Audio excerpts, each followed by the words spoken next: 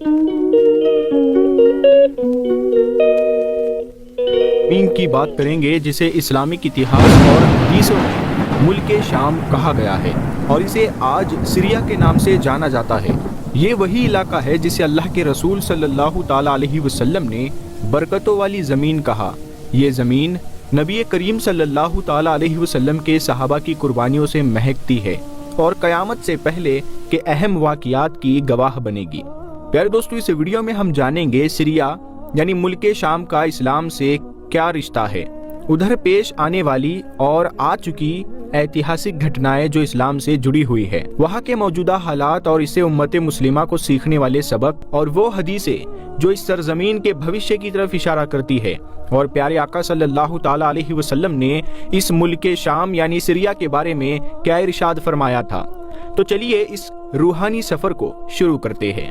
دوستو، سیریا کا اسلام میں ایک خاص مقام ہے۔ اسے قرآن اور حدیثوں میں کئی بار اس کا ذکر کیا گیا ہے۔ قرآن میں سورہ بنی اسرائیل اور سورہ سبا میں شام کی سرزمین کو مبارک کہا گیا ہے۔ اللہ تبارک و تعالیٰ فرماتا ہے، ہم نے اسے اور اس کے آس پاس کی سرزمین کو برکت دی۔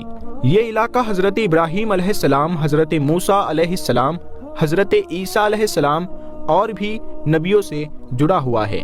حضرت یحییٰ علیہ السلام اور حضرت زکریا علیہ السلام نے یہی پر دعوت دی تھی۔ رسول اللہ صلی اللہ تعالیٰ علیہ وسلم نے ارشاد فرمایا، یا اللہ ہمارے شام اور ہمارے یمن میں برکت دے۔ حضرت محمد مصطفیٰ صلی اللہ تعالیٰ علیہ وسلم کا ایک اور فرمان ہے، جب فتنے پھیلے تو شام یعنی سیریا کی اور رہو، کیونکہ یہ زمین اللہ کی چنی ہوئی زمین ہے اور وہاں کے لوگ اس کے چنے ہوئے بندے ہیں۔ پیارے دوستو، ملک شام سے جڑے کچھ ایسے واقعات قیامت سے پہلے ہونے والے ہیں، جیسے کہ دمشق کے سفید مینار کے پاس حضرت عیسیٰ علیہ السلام کا اترنا، دجال کا خاتمہ اور غزوہ ہند کا آغاز بھی اسی علاقے سے ہوگا۔ آخری دور میں مسلمانوں کا سب سے مضبوط گڑھ شام کی سرزمین ہوگا۔ پیارے دوستو، صحابہ کرام کی بڑی تعداد نے شام کی سرزمین پر اسلام کے لیے اپنی جانیں قربان کی۔ حضرت ابو عبیدہ بن جراح رضی اللہ تعالیٰ عنہ اور حضرت خالد بن ولید رضی اللہ تعالیٰ عنہ جیسے بہادر یودھاؤں کی قبریں یہی پر ہے۔ شام کی سرزمین کا اتہاس ہمیں اسلامی سنگھرشوں اور فتح کی یاد دلاتا ہے۔ حضرت عمر فاروق رضی اللہ تعالیٰ عنہ کے خلیفہ بننے کے دوران یہ علاقہ فتح ہوا۔ حضرت خالد بن ولید نے دمشق کو اسلام کے تحت لانے میں اہم بھومکا نبھائی۔ بنو امیہ کے دور میں دمشق اسلامک سلطنت کی راجدھانی بنا۔ یہ سمے اسلام کی ترقی اور طاقت کا پرتیک تھا۔ صلاح الدین ایوبی نے یہی سے کروسیڈرز کو ہرایا اور یروشلم کو آزاد کروایا۔ یہ علاقہ 400 سال تک عثمانیہ سلطنت کا حصہ رہا اور تب اسے شانتی اور ترقی کا دور دیکھنے کو ملا، لیکن اسلامی ایکتا کے ختم ہوتے ہی یہ علاقہ دشمنوں کا شکار بن گیا۔ یہی وجہ ہے کہ آپ لوگ دیکھیں گے کہ زیادہ تر ایتہاسک کتابوں میں اور اسپیشلی مسلمانوں کی ایتہاسک کتابوں میں جب بھی ملک شام یعنی کہ سیریا کی بات کی جاتی ہے تو اس کا مطلب اور اس سے مراد صرف وہی ایریا نہیں ہوتا ہے کہ جو آج کے دور میں سیریا کہلاتا ہے، بلکہ اس سارے ایریا کے بارے میں بات کی جا رہی ہوتی ہے کہ جو آج کے دور میں لیبنان کہلاتا ہے، فلسطین کہلاتا ہے اور تو اور جارڈن بھی کہلاتا ہے، کیونکہ کسی دور میں اس سارے ہی علاقے کو ملک شام کہا جاتا تھا۔ سب سے پہلے اگر بات کریں اسلام کے حساب سے، قیامت کی بہت ساری نشانیاں اس دیش کے ساتھ جڑی ہوئی ہے۔ مثال کے طور پر حضرت عیسیٰ علیہ السلام کا نزول بھی اسی دیش کے مشہور شہر دمشق کی ایک جامع مسجد کے مینار پر ہوگا۔ حضرت امام مہدی بھی مدینے سے اسی علاقے کی طرف ہجرت کریں گے اور جہاں پر پہنچ کر وہ مسلمانوں کی لیڈرشپ بھی سنبھالیں گے، اور دجال جیسی بھیانک اور خطرناک طاقتیں ہوگی وہ بھی اسی علاقے میں آ کر ہی دم توڑیں گی۔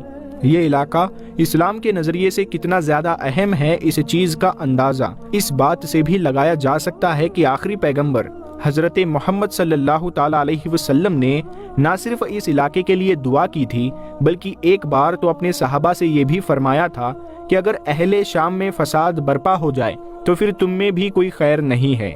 یہی وجہ ہے کہ آج کے بہت سارے مسلم اسکالرز مڈل ایسٹ میں یہ جتنا بھی فساد چل رہا ہے اور مسلم دنیا یہ جو اپنا برا دور دیکھ رہی ہے، اس کے پیچھے ایک بڑی وجہ سیریا میں ہونے والا فساد بھی بتاتے ہیں۔ دوستو، اگر موجودہ حالات کے بارے میں بات کریں تو سمجھنے کے لیے ہمیں سیریا کے پچھلے 100 سالوں پر نظر ڈالنی ہوگی۔ 1918 میں پرتھم विश्व युद्ध के बाद फ्रांस ने सीरिया पर कब्जा कर लिया। इस्लामिक एकता खत्म होते ही बाहरी ताकतों ने इस इलाके को तोड़ने की कोशिश की। 2011 में सिविल वॉर का आगाज होता है। अरब स्प्रिंग के दौरान सीरिया में सरकार विरोधी प्रदर्शन शुरू हुए। बशर अल असद की सरकार और विरोधी गुटों के बीच ये प्रदर्शन खूनी जंग में बदल गया।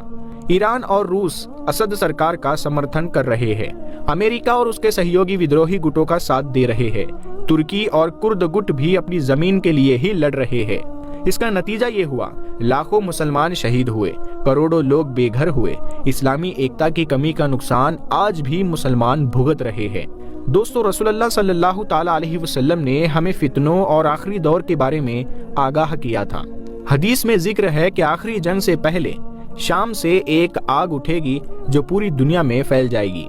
मौजूदा हालात को देखकर लगता है कि ये आग सीरिया के संघर्षों से जुड़ी हो सकती है। आपसी फूट और बाहरी ताकतों पर डिपेंड होना, कुरान और सुन्नतों से दूरी, इस्लामी एकता की कमी, ये सारी मुसलमानों की कमजोरियां है। इसी वजह से वो वहां पर ये सब कुछ हो रहा है। मुसलमानों को फितने से बचने के लिए कुरान और हदीस की रोशनी में अपने अमल सुधारने होंगे। उम्मत को बाहरी ताकतों के चंगुल से निकलकर आपस में मजबूत होना होगा, मुत्तहिद होना होगा। दोस्तों, मेरा आपसे एक सवाल है, क्या आप मानते हैं कि इमाम मेहदी का दौर करीब है? जवाब कमेंट करें। दोस्तों, सीरिया की कहानी सिर्फ एक देश की कहानी नहीं, बल्कि हमारी उम्मत के हालात का आईना है। हमें इससे ये सबक लेना चाहिए कि इस्लामी एकता और ताकत के बिना मुसलमान कमजोर पड़ जाते हैं। दुआ है कि अल्लाह ताला सीरिया के हालात को बेहतर करे और हमें फितनों से बचने की तौफीक अता फरमाए। दोस्तों, अगर ये वीडियो आपको पसंद आई है तो इसे शेयर करें, अपने दोस्तों को भेजें और अपने कमेंट्स जरूर लिखें।